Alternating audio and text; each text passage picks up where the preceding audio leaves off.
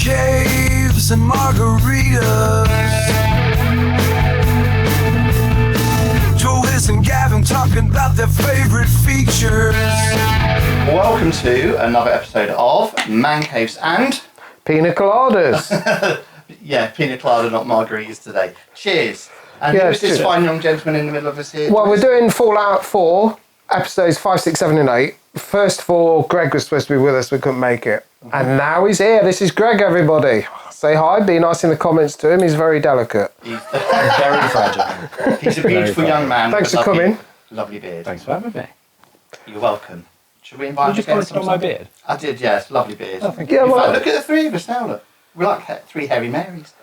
Anyway, enough of that. So before, yes, actually this is important, before we crack on, can we just say a massive thank you to all the new subscribers that have joined us over the last 4 weeks. Really love the fact that you're on board. You guys are what helps us to keep the channel going, so thanks very much. And if you haven't liked us and subscribed us yet, please do. We're going to be doing a little competition at the end of the video, the channel today.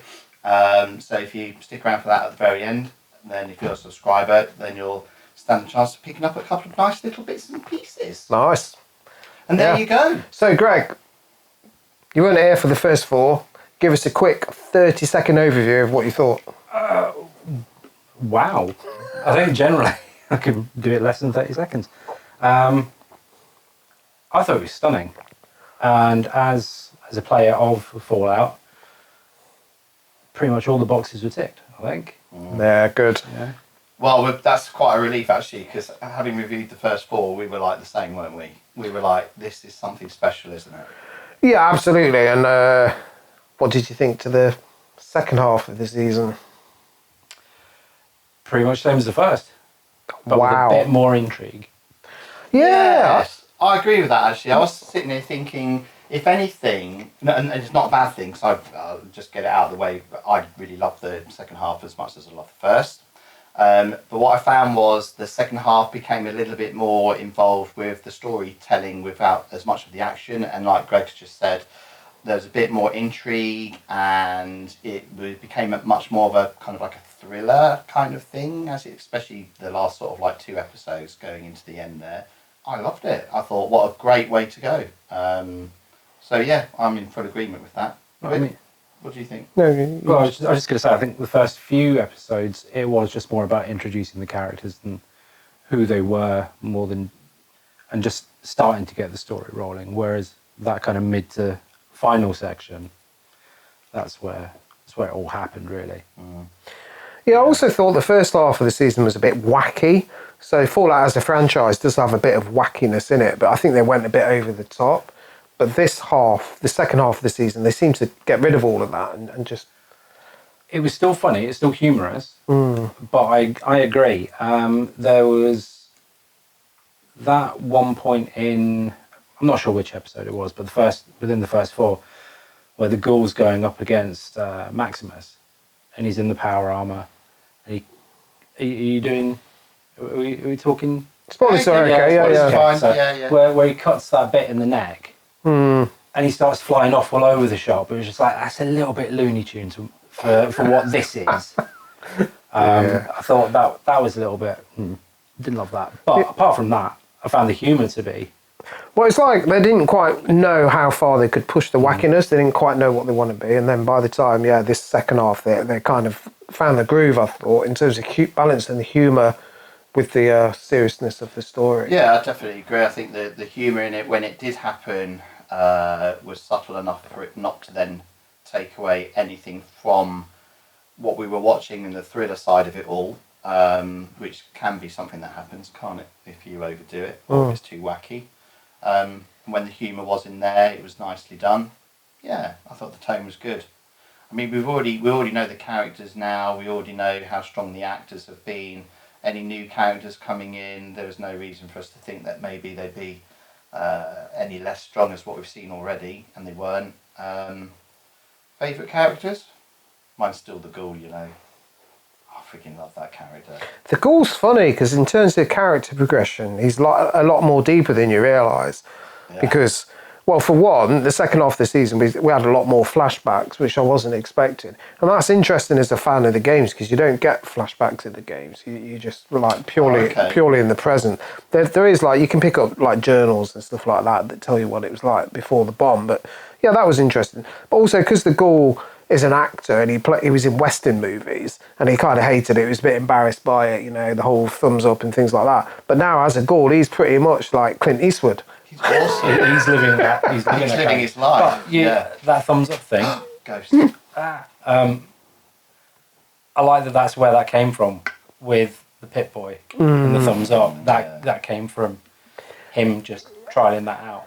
Yeah, I hadn't really let that sink in. You're right. Yeah. He uses it, doesn't he, in the first episode when he says to his daughter, if you put your thumb up and you can't see it, then you're far enough away. But if you put your thumb over it and you can see it. But when they were taking the photo, they asked him to do a thumb up and he refused because he was a bit embarrassed by the corporateness of it all. So yeah, it's mixed metaphors going on with that thumb thing. So what did you think well, actually, what are your favourite characters then? Because I didn't say, what would you say, who's your favourite? I think probably Lucy. Is it Lucy? Is that her name? Yeah. Female lead.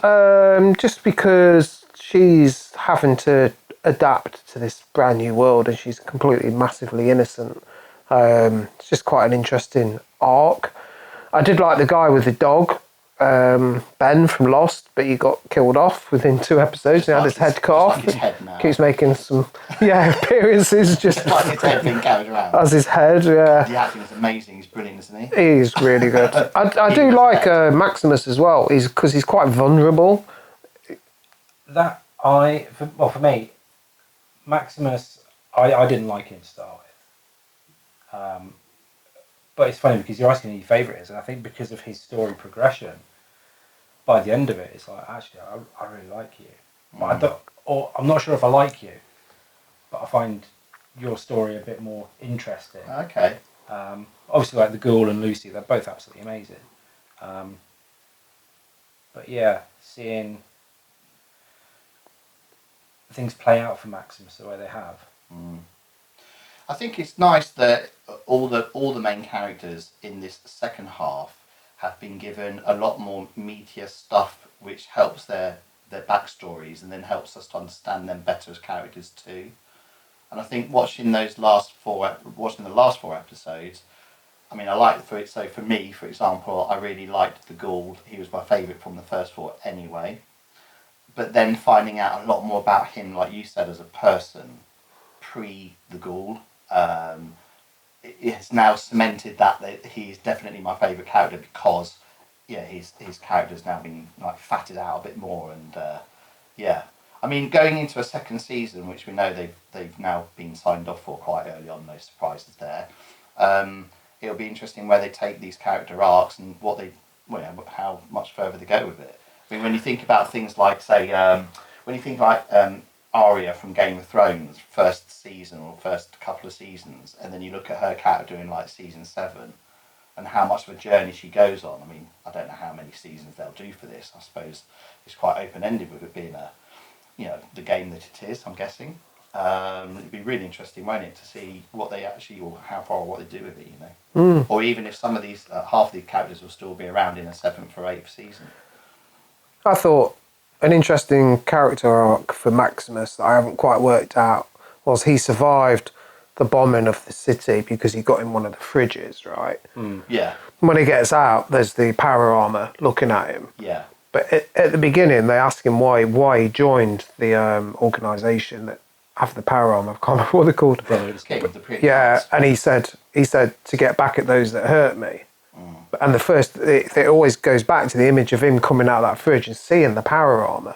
So one, I want to know why do they keep linking back to that image, and who's in the power armor? Okay. I thought it was going to be the dad, Lucy's dad. Hank. I thought they were going to reveal that, but they haven't revealed why they keep going back to that specific. I just thought it was a kind of, whenever they do that, it is when they're talking about his history and why, isn't it? So I don't know. I don't know if it matters who's in the armor. I think it was just that young kid coming out and seeing this big protective, night. Oh, right. You know, and it's like And taking him wow. in. Yeah, and taking him in, and then having him join the And that was from the start of a his little journey early of age. Yeah. redemption. Right, I've got you. And can I just say for the record, by the way, if there's ever a nuclear attack, is it, because Indiana Jones has done it, and he's done it, is it okay just to jump into a Smeg fridge freezer and you'll totally survive? Oh, yeah. That's right, isn't it? You're not convinced. Absolutely. You think, yeah? Oh, yeah. What if it's not course. Smeg? Or if it was a different one? Yeah, just I getting don't like know. a... Worst mate's fridge freezer. Just hide under the table, it'd be fine. Fine, right? Yeah, and go and cover your Duck eyes. and cover. Count to 10. Duck and cover. Jump underneath a rug. Right, okay. I just want to clarify that because that could end up being really important later on in my life. I don't know. Okay, I'm gonna try it. Yeah. All right. If That's I'm around how it goes. afterwards, yeah. Yeah. Well, that's if you jump. You'll have to We jump hide in into. fridges, Yeah, but, exactly. yeah. Not mine though. There won't be enough. Is it a fridge or a freezer? Oh gosh, fridge, Okay. American style. You want one of those? Let's change the subject. Okay, What's so- your favourite character? Yes, Greg. What's yours? So I think it's become Maximus. So yeah, you sold on that. Yeah. I think so. He's got a very interesting arc. And where he was saying where I can't remember the scribe. Is it a scribe? You know, He's The young guy, the one that comes to help him with the cash. no. Sorry, the guy that the overseer, the boss. The big guy. The big guy that's cleric. running. He's like a cleric. Yeah, the one that's that's overlooking the brotherhood. Um, Yeah. I thought that was interesting where he was saying about you've taken on board that power is taken and not earned, and then at the end with his friends, like that power is then taken as well. So I think he's got a lot more to do. I think it could be quite interesting seeing his story play out with him taking that power, but not necessarily earning it or wanting it by the looks of things at the end of that. Yeah, when she holds his arm up, Yeah. and he's going no, but he doesn't fight her, does he? No, His no, arm's that's up it. and So that power so- that power and influence is being taken at that point. And he's like, And we already know he does lie. Although he did come clean eventually with Lucy, but he's not. In his character anyway, he's got that as a bit of a fault. He's not prepared to, his truth button's not exactly switched on all the time, is it? He needs time to process, I think, doesn't he, before. So yeah, that could be interesting. Well, it could be very interesting. So how did you all feel about the twist then with, I mean, again, I don't know if this is in the game, it wouldn't have been such a big surprise to you guys. Me not playing it, finding out Voltec's kind of like this fascist group that kind of like is trying to create basically like Hitler, isn't it really? Trying to create the perfect people and kill off everybody upstairs on the planet while they live out in these gorgeous vaults or whatever it is and stuff like that. And how did you feel about is that in the game? Well, I remember I said to you in the first episode, like, have you worked out something weird about the vaults yet? And that's what it was. Yeah. So each vault is a human experiment. Each one's a different experiment, yeah. And you get that in the game. Each vault, because you find loads of vaults in the game. Okay. I mean, they're quite rare and spread out, but because the game's so massive, you do end up seeing quite a few over the games. Yeah, and each vault is up to got its own unique thing going on. So it wasn't as big a surprise for you guys then, would you say? Well, not at all. It's exactly the same. Right. They haven't messed with the lore at all, have they? It's exactly the same as the games. Okay, cool.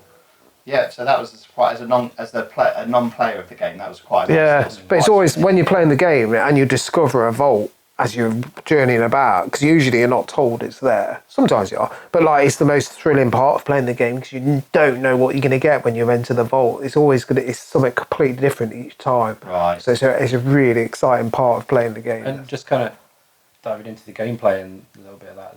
There is one of the vaults, I can't remember which one it is in Fallout 4, where you end up becoming the overseer, and you end up actually conducting some of these experiments as well. And can you choose what you do with them? Do you have a choice, or are you led down doing it a certain way? There are different ones that you just kind of need to progress. Right. Okay. Oh, interesting. Interesting. Yeah. I love all the idea that the characters that we're now seeing 200 years later, a lot of them are actually Vault-Tec employees that have been Given preferential treatment. Yeah, and then they just unfreeze them and bring them out when they need them, and as overseers and etc. and stuff like that. Oh, that was a really lovely little twist. I definitely didn't see it coming. So No, I didn't see that bit coming. No, that's really not nicely done. That. I mean, the game's set in between Fallout 3 and Fallout 4, so they are free to do whatever they want. They're not trying to replicate any of the games. Well, obviously they have to stay within canon, but yeah, it's really cool. Did you guys recognise that was Betty when what's his name? The ghoul pre-ghoul Cooper. Did you recognise when Cooper goes into Vault-Tec and has to wait when he's got his listening device in his ear? And the receptionist is saying, "Oh, I've got a big fan." I didn't recognise that as Betty until he said her name. No, I didn't. Did you get that? Did you know? Which one's Betty? Betty's the overseer who's now overrunning Vault 33. She's the overseer. That passed me over. And he says, "Oh, thanks, Betty." So it's actually that's Betty. I had a feeling that as soon as he said that, and we were introduced to that as being Betty, that when she said, "Oh, there's somebody that wants to meet you," I thought it was going to be the dad. Yeah. But one thing that I do like is I've not really seen the actress that plays Betty in. I was racking my brains like, who are you? But she's Blind Al from Deadpool. You're joking. I kid you not. Have you seen Deadpool? I can't remember it much, but well, it's brilliant because she's the old lady that's in the apartment, and when he gets his hand blown off, and he has his hands growing back, it's like a baby hand, and she's completely blind though. It just hilarity ensues. Anyway, she's an absolute drug fiend. Yeah, it's brilliant. Honestly, oh my god, I never knew that. Oh, good shout. I knew there was a reason we brought Greg along. I knew there was a reason because they professionally knows stuff. I'll tell you something about what I felt about watching it today, right? I mean, it's the set design and the lighting and the interpretation of the vaults and stuff is absolutely incredible. It's like it's lifted straight from the game. It is, really, it really is. It's mad. And one of the reasons Fallout is such a brilliant game is because you're not rushed through anything. You can take your time and you can decide what you want to do. It's like a multi-choice game. You can go anywhere you want and things. And because of that, you get really soaked into the atmosphere, don't you? The atmosphere swamps over you. All the sound effects and music and stuff. You really feel like you're living it. And then to see it identical on this show, all the vaults and stuff, I found it quite surreal actually. They've done such an incredible job. Well, I'm guessing I'll get a similar feeling when I actually get the chance to sit down and play the game, because then I'll be playing the game thinking, wow, they really nailed this. Really interesting experience for you, yeah. That experience for you, yeah, I don't think I've ever had that experience. It's like at the end when when Hank sees the city. If I'd not at least done a little bit of homework with you before the first 4 episodes, I said I've watched a bit of YouTube and the history of Fallout and stuff. So I bought Fallout 3 and I bought Fallout New Vegas. And I said, is that Vegas? Not because I know the landscape of it and stuff. And he was like, yeah. And I'm thinking, oh, that's where they're going to go for season 2 then, is it? Into Fallout New Vegas, maybe. Well, that's where the dad's on his way to, isn't it? Yeah, that's what. Yeah. Oh, you guys said they homaged New Vegas, didn't they? Wasn't there a helmet or something in there that you said? Yeah, it's the cat. It's the guy the ghoul went to see, wasn't it? Yeah, the son he kills. It's like a B type design with red oval visor, and is it? I'm not going to say exactly what it is because I'm afraid I'm going to get it wrong. But it was definitely a shout out. It was a shout out. Yeah, it was definitely. And you were also saying as well that you were getting quite well. When I say getting excited, peeps, I mean in a nice way, not in an unprofessional way. But they were getting quite excited when certain music was playing because it was lifted, it was themes and stuff like that from the games. Yeah, it wasn't until I think it was episode 6 they actually used the Fallout theme from the game, like. They're not their own interpretation of it either. It was actually lifted straight from the game. Oh, was that the first time you've heard that in the season then? Yeah. Yeah. Unless I just missed it. I don't know if there's themes in like musical themes in there that from the overture. But as you say, that's the first time that we've heard it in its full kind of Yeah, opening orchestral sequence. magnificence. Yes, its full beauty. It was really good because usually, like, if you look at like the Last of Us TV show, they didn't use any of the original No, music. they didn't, and that's a shame. Actually, that's a shame because the opening music to that is just absolutely gorgeous. Stunning. I think with Fallout though, the music is so iconic, isn't it? And it's I'm not sure if it's in 1 or 2, but you know it's definitely the same theme tune in 3 and 4. Not sure about Vegas, but yeah, I think having it in there was definitely a Okay, fanboy moment. a little question then. A little question for you both. The wrist sets that they wear, Hit Boys. Pit Boys. Yeah. The Pit Boys that they wear. Seeing Voltec's introduction to those in the pre-story telling of it, is that something that you're aware of again from the gaming side of things, or is that them using creative license to try and say how they were introduced or stuff like that? Is that something that, oh yeah, we knew that's how they started? In the employees, all the employees No, none of the there is no flashbacks in Fallout games At all? No, So anything flashback wise was new content for you? it's new canon. Yeah. Nice. Obviously, yeah, you can like read stuff on computers and like you get notes and stuff that you can read, but in general it's more to do with the mission you're on rather than overall world building. Yeah, you were saying earlier about Most of the storytelling in the game is like environmental, isn't it? Okay. Like I think they even showed in the first, it might have been in the I can't remember which episode it was, but I'm sure they even shouted out Fallout's environmental storytelling style, because Lucy went into a place and there was like a dining table with a kid, like a family around, and they were just all dead and like, Yes. and it was like you just looked at it and got a story just by looking at, you know, rather than being told it.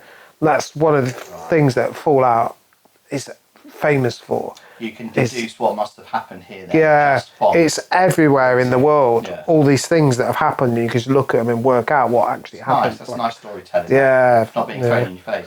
Yeah, there wasn't a lot of what's it called, supposition, where the actors are physically trying to tell you what's been happening, so you catch up. I can't even think when they were doing any of that actually, and yet I wasn't lost. No, they didn't. I mean, you know, They didn't do any, did they? and the story was it flowed beautiful. Yeah, that's good. Okay, I want to talk about a few particular scenes, if that's all right.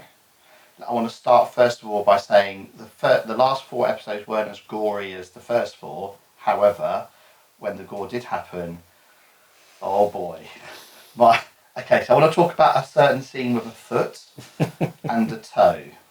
Right. Firstly, they've got a foot fetish, haven't they? Because Yes. the guy got his leg cut off, Oh my then God. that metal thing was The stuck on it. The meat grinder scene. Yeah. Oh my god. You've got the cleric or whatever he is. He's had his like foot crushed, and there was another foot one. What was it? Well, so the what do they call the knights people? The squires. Yeah.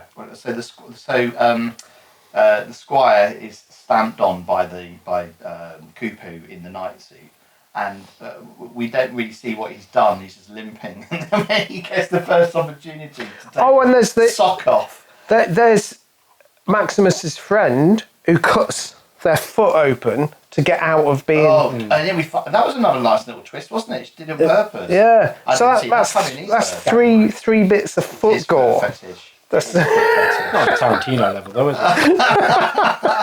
It is the foot fetish.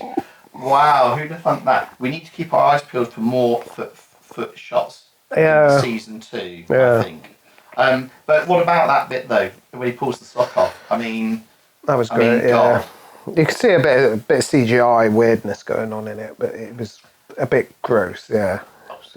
And the guy, what was the other bit? The guy that falls out of the helicopter into the road. Oh. Yeah, it's a bit of I mean, comedy moment. yeah. Well, not for the guy that fell out of the plane. I should say. Well, you won't know about it. Everybody else was like, ah, look at Bob. Sucks to be you. Yeah, look at Bob, you've done it again. The idea of the mixing up of the chemicals and stuff that weird Dr. Bloke can do, and was able to give that guy it as an inhalant, and he's actually turned him into a ghoul. I want to now know more about. I know obviously Bud's talking about that because he keeps talking about the best weapon in war or something like that. Is the time, isn't it? And outliving your enemies is really what he's saying, isn't it? And by doing that, obviously he's already in season 1 in these last sort of episodes. You see him. He's kind of suggesting that he's got this way of being able to do something that he can elongate your lives by. So I want to know a bit more. Hopefully in season 2 they'll delve a bit deeper into that side of things. Well, I was thinking that. So I'd like to see what happens with that squire now. Yeah. Yes. Now that he's been ghoulified. It'd be interesting to see what happens there. Yeah, because you were saying. I mean, it's more. I guess for them now, it's probably more of a curse than a gift. Because Driz, I've got this right. Let me see if I got this right. I'll ask you. You're probably more knowledgeable. Just joking. No, you answered this question already, but I just want to check it, right? If you're a ghoul, okay, you have to keep taking a certain, probably that stuff he gave him, to maintain the level of ghoulness that you're at. Otherwise, if you don't, you start to regress, and then you end up becoming like her mother was at the table. Feral, that was it. Feral. Yeah, That's what you were saying. her mother's isn't a feral one, but yeah. But what was she? I don't know. 'Cause she was. I thought she was feral because that was the only kind of zombie-like explanation that we've had. I don't know what she was, to be honest. I mean, Definitely wasn't well. I mean, she was a zombie. I mean, you don't really get zombies in Fallout, so I don't really know what the explanation How for old that. would she have been as a living person at that point? She'd have been same age as Hank, I suppose. Yeah. So why would she be? She'd Oh, been she would have been buried, hadn't buried. she? Yeah, she'd been buried. She'd been killed and buried. So the suggestion is Hank killed her, took the kids back to the vault, or did he kill her when he bombed Shady, whatever it was called, Shady, blah blah. Sandy. Yeah. Sandy Shades, bloody Laura, Sandy Shades, thank you. You're interested in that now? It sounded to me like it was a lot more personal. Not that she got taken out in that tag. So he would have killed her he would have murdered her and taken the kids. Murdered That her, was buried her. that was what I took from it. Yeah. Yeah, that's kind of what I was thinking. I wasn't entirely sure on that pretext. But then Betty must be involved in that as well. Oh yeah, Betty. Betty. Oh, God. What I liked her in season 1, and as soon as you find out that she's actually, then she starts doing these weird looks, and suddenly you start thinking, oh God, she's actually really horrible, isn't she? But that's really quite a clever way of doing it. It's subtle what she was doing, wasn't it? But I liked it. She's horrible, and I don't trust anybody to do with Voltec now. I don't think you meant it. They are Nazis at the end of the day. Are we allowed to say that? Yeah, we can say that. They're Nazis. How do you feel about that? Not very happy with that, no. I'm sure, like, the Fallout world is, there's no black and white usually. Do you know what I mean? It's such a harsh world that there's usually motivation. But at the point that Voltec dropped the bombs, it wasn't. There wasn't a Fallout world, was it? Yeah. I mean, yeah, the way they've been portrayed at the moment is they did a genocide just for their own selfish reasons. Yeah, which doesn't really. Is that lore? Is that canon? I don't. I'm not convinced. I don't think so. I think That's the only bit that didn't sit well with me. because I seem to recall something about other countries dropping the nukes. Yeah, because there's Russia and China. Yeah. Like America was at war with. I thought it was China that dropped the nukes in the game. Yeah. But I can't be 100% sure. So don't quote me. But it was done with with Todd Howard, the Bethesda guy. So it is He obviously had his canon. blessing. Yeah. Yeah, because they were saying, weren't they, when they're having their big meeting, they've got like 100. They've got like 100 vaults across America. But it wasn't all Americans around the table, so you can only assume that it's Vault Tech are maybe a global thing. Were they not all Americans around the table? I know there were different kind of ethnicities, but if you look at it, one of the things that was established very, very early on was it was a very integrated society. Right. You know, it wasn't your typical 1950s. No. So Does that tie in with the idea of the Americana? Sorry, Greg. What was it he called it? Americana. No, Americana is just like what Americans thought the future was going to look like in the 50s. Oh, okay. So that wouldn't have a bearing to what Greg's saying. No, no. So what you're saying is then around the table they are Americans, but of different ethnicities, but Americans. that's what I took from that. Got you. Yeah. Right. Got you. Again, That makes more sense. Could have missed that, but No, that does make more sense, to be honest, because they only showed the map of America, didn't they, with the vaults that they had all dotted around. So that would make a lot more sense. Right. Favourite shots. I always like to pick a few favourites. This is Drizz's fault because he's got me into this now, big style, and I've got 2 favourite shots from the entire second half of that.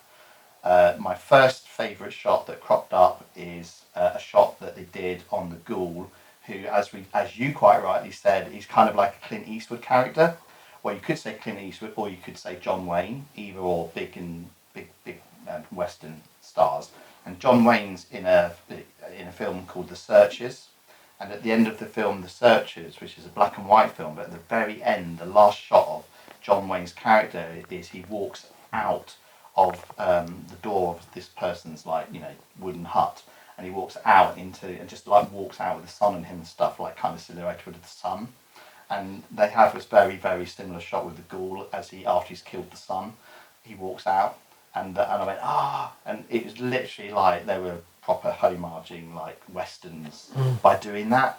So I really, really like that. And then later, it was in the final episode, I think it was. There's a real nice Apocalypse Now type shot where the sun's behind the helicopters, and they're not helicopters, I know, but I don't know what to call them, to be honest. What have they got a name? Are they Vertibirds. Vertibirds. Vertibirds. So you've got the vertibirds flying towards the camera with the sun behind them, and it's literally like that fantastic shot in Apocalypse Now where you've got the Humvees, helicopters, not Humvees, they're cars. Idiot. The choppers. Let's call them choppers. Get to the chopper! So they're flying towards the camera, and I just thought, that's really Apocalypse Now. That's really, really cool. So those are my 2 favourite shots. I love them. Anything stand out? I was going to say just the use of sunsets and things to add like beauty and colour to the sets. That they really enjoy doing that, and I really appreciate it. It looks beautiful, and they're not afraid to use lens flares and things as well to create a bit of dirt on the screen. So yeah, I really like the use of colour mainly. There's another lovely little bit in it where Lucy's taking Cooper out of the suit because he's got stuck in the suit because the power thing's taken out. And after she's taken him out of the suit and they're just chatting, they're underneath like an overpass, and then we're looking out from the overpass, and they have this like lovely little rainbow effect going on. Did you catch that? Quite subtle, but it was there. Oh, it's really, it was, again, something they didn't have to do. It was almost like some weird Boris or some kind of like... Aurelia Boris, was it? Like a weird... Northern Lights. Let's say Northern Lights, it's so much easier. Yeah, some kind of like, maybe radiation infused light rays or something. Yeah, it looked nice, didn't it? The colours was amazing, yeah. I've got a question for Greg. So, what would you like to see in season 2? I'd like to see more of why the Ghoul was buried. Why he started off there. In the coffin. I'd like to see how far Maximus is going to take this, taking the power. And obviously, just how things play out within the family with Lucy and her dad. That's nice. And mutants. That's what I was going to say. Yeah, I'm looking forward to like there's a They were very referenced, weren't they? yeah there's a very large amount of enemies in the game that haven't been introduced yet. So, Oh, really? Yeah. So for the benefit of someone like myself, mutants, are these like the people that have the ears on their heads that have been No, explained? no, I won't. We won't spoil it for you, but I'm sure they'll turn up in season I mean, 2. they were alluded to by one of the guys around the table in the meeting, but They were alluded to, yeah, and by which point, yeah, that's right. yeah, and there's also you probably won't remember, but one of the hardest enemies in the game that you're really fearful of. They showed a skull of it at the end. Oh, that's what that was with the teeth. Right, you remember? Ah, yeah. So that's called a death claw. Whoa. And it's the one thing when you're playing Fallout, if you see one of those, you run. Really? Oh. Yeah. Well, you guys stayed pretty calm then for that moment. I thought, oh, that's something new. That's For your benefit. Oh, thank you. I appreciate that. Thanks, guys. That's really very generous. What would you like to see in season 2? I want to see. I'd like to find out why Bud ended up as a brain in a robot and not just like cryogenically frozen. I thought that was quite funny. No, very similar to both of you, I think, really. I think season 2, I want to see where the story arcs go with these characters. I want to see how, if he accepts this power, if Cooper accepts the power that they're suggesting he's now got, how much will that affect the relationship he's trying to build with Lucy? Where Lucy now goes, knowing that her father obviously was one of the people that caused all the events that led to the nukes coming down. I think it's got loads of places it can go. So I think it's quite exciting, actually. The story's not driven it down into a corner, has it? It's opened up really for them. Well, I mean, with them saying we've got 100 volts across across the country. I mean, even if we don't stick with these characters, you could still find other stories within this world now. Yeah, it's very true. Funny enough, yeah. In Fallout 3, you start off leaving the vault to look for your father. Oh, right. Oh, really? Yeah. So a little bit like Lucy then, was she? Yeah. Yeah. But of course, Fallout 3 is an absolutely massive game, and that's the end goal. Whereas this, they've resolved that. It's not the same reason why the father wasn't there or anything like that, but they've got some kind of resolution as to what's going on already. Yeah. After one season, haven't they? So season 2 is that's not going to be the drive anymore. It's like the drive for the whole of this season is her getting to her dad. Yeah, now it's what's going to happen with that relationship now that we know how that's. Yeah. Yeah. Now that he's. And what about the fusion as well? Obviously the fusion that he now knows, that Cooper now knows about, and what it can do and how much power it's got. I mean, again, he now knows, doesn't he, that he could turn against the Brotherhood and try and. Do you mean Maximus? Oh, was his name? Oh no, Cooper's the Ghoul, isn't it? Yeah. Sorry, yeah, Cooper. Maximus, right? Now that he's seen what it can do, does he then take that knowledge about it and then try and do good with it, or does he run with the idea of he's now got this sort of power in the Brotherhood and use it for their good? Bit grey that area, isn't it? Yeah, it's quite interesting. They could take it many ways, actually, couldn't they? Yeah. Every time I've said Cooper for the last 10 minutes, I've meant Maximus. Yeah. If you want to rewind that. I wanted, I didn't want to keep butting in and corrected you. So you guys are the pros. But I'm sure. You guys are the Fallout pros. Everyone knew what you meant. So here's a question for you. So I've put quite a lot of time into Fallout 4, but I've never actually wanted to complete the main story arc. Right. I know what happens to an extent, but when you have that bit where you have the woman who's got the head, and then dad's in the cage, and she's saying one thing, he's saying the other, saying, let me out, and you're just kind of left on Lucy, just listening. and you can see her kind of going, which she's left in quite a moral dilemma as to which path she should take. Is that did you feel that when you were playing 3 or 4, when you got to the final main story arc, you're left with those kind of really difficult moral questions, like Lucy was in that?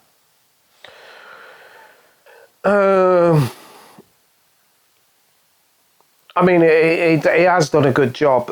Fallout 3 is known as being better than Fallout 4 for its moral questions having more impact.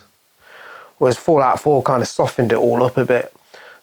Fallout New Vegas is the one where they take that to its ultimate thing. That all the when you get a set of choices in New Vegas, not only are they numerous, but each one has a very real impact on the world around you in a very obvious ways that you can see panning out.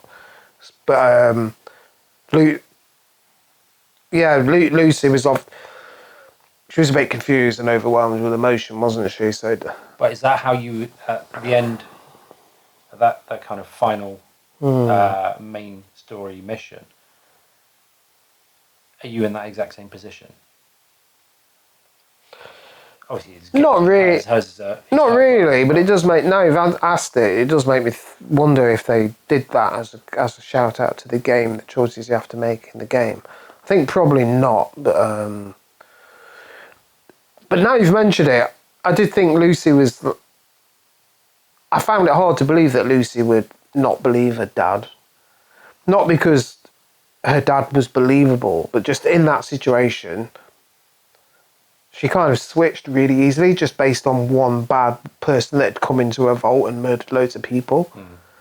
There wasn't anything for me that would have made me think my dad's lying. Or even if I knew inside, I would accept it. Do you know what I mean? I thought she was a bit quick, a bit easy to be like... Yeah, I suppose for me, I guess... The thing that seals the deal for her is not until she sees their mum's necklace on the zombified mother. Yeah, that was a bit of proof, wasn't it? That was the proof that she needed. But before then, wasn't like that after saying, though? Yeah, before that, it's like you're saying, she'd already sort of.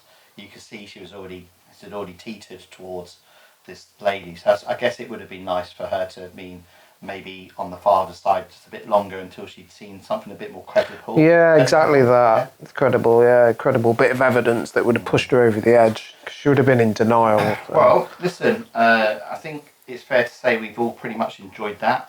You don't have to score this. I like to do a little score. It's just the way my brain works. Dwiz, you don't like scoring, but you quite like to do a nice little summary, don't you? So, but obviously with Greg being our guest today, should we get Greg to lead off? You can score or summarise Fallout Season 1.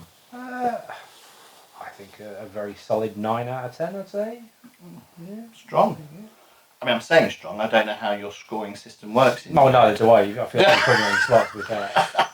That's a good... That's all. I enjoyed it a lot. Yeah. And as a fan of the game. I was about to say, somebody that is familiar with, the Fallout world a bit. I feel like we've been looked after. Good. That's nice. And you looking forward to Season 2? Yes, definitely. Brilliant. Mr. Wayman. I thought it was absolutely spectacular. Just the sheer quality and workmanship that they've put into it. And quite often I find with these adaptations, they kind of cut some corners, because you look at a video game and it's like all produced digitally. It's like, how the hell can we produce that on the screen? And they've done it. They've gone to the lengths that it's taken to do that. And I think it's incredibly impressive. I think people that don't know anything about the games will feel the same way. And I'm a massive fan. I wouldn't say artistically it's like not like the best kind of artistically challenging kind of, it's no Sopranos or Breaking Bad or anything like that.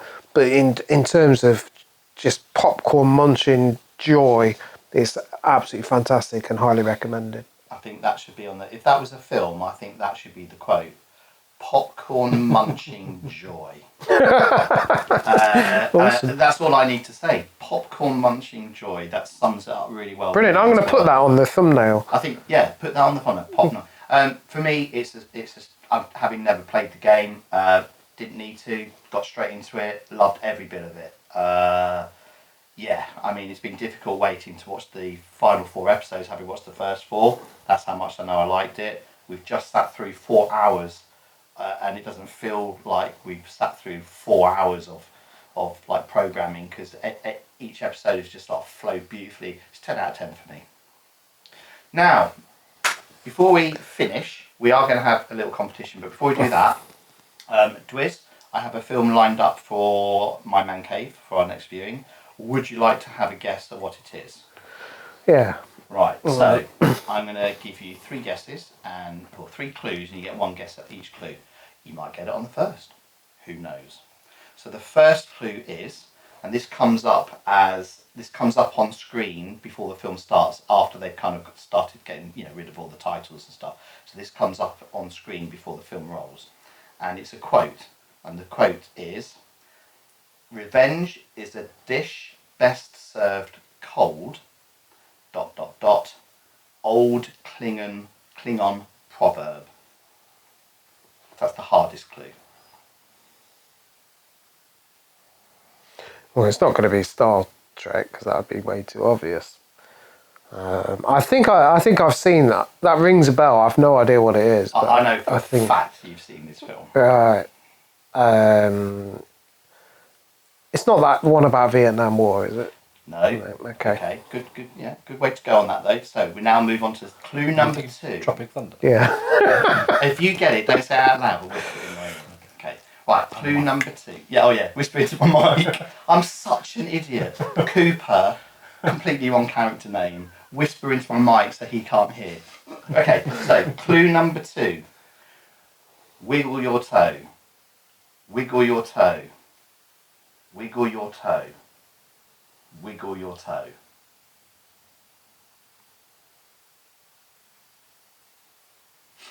Pass. No? Do you know yet? No. Okay, so I'm now going to give you, of the 3 clues, I'm hoping this one is the one that you know. Okay. This is a line said by one of the characters, and it's her final line just before she dies. And she says, "That really is a Hanzo Hattori sword."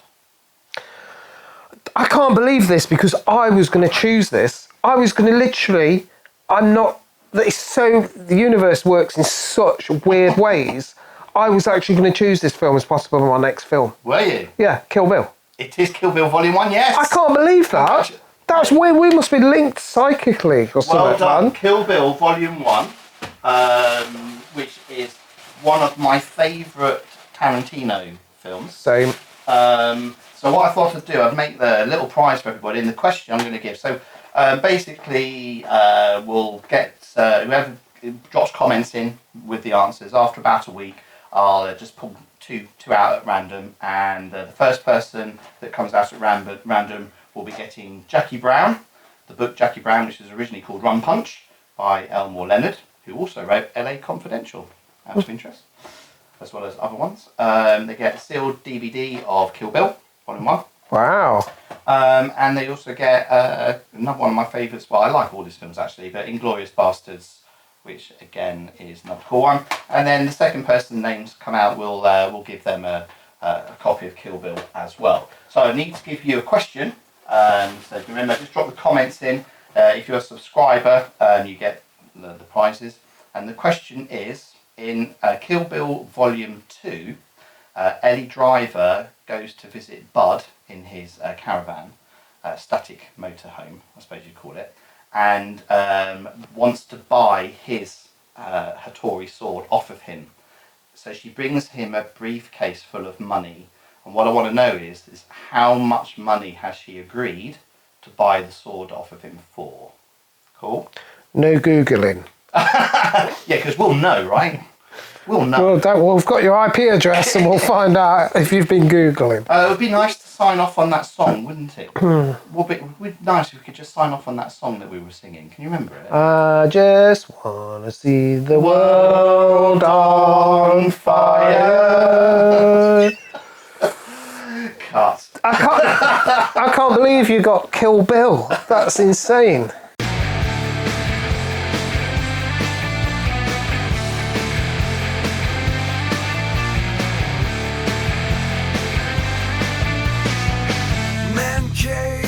tapas and margaritas. Joe, Liz, and Gavin talking about their favorite features.